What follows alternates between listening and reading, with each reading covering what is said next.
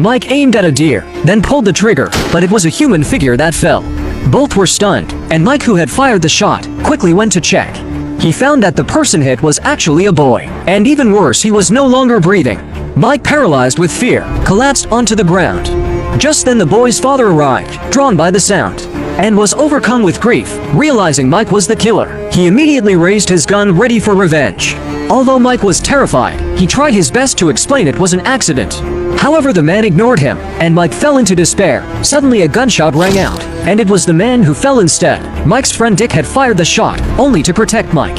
A series of tragic accidents caused Mike to have a mental breakdown, but Dick was unusually calm, expertly hiding the father and son's bodies in the bushes, then pulling Mike away and quickly driving away from the scene of the killing. They fell silent. Mike was still very panicked. But what confused him was that Dick stopped halfway and intended to continue hunting. Mike couldn't help but ask, and an angry Dick yelled that You shot a child. it would be safer to just hunt in the forest for the day and pretend nothing happened. To make the lie more convincing, they even went to a nearby convenience store, deliberately chatted with the manager, and casually mentioned they were hunting there. In the evening, they returned to the motel and even complained to the front desk that they hadn't caught anything hunting today. Later, they also went to the most popular restaurant and coincidentally revealed that they had not been to the forest where the incident occurred. However, late at night, to completely destroy the evidence, the two returned to the forest.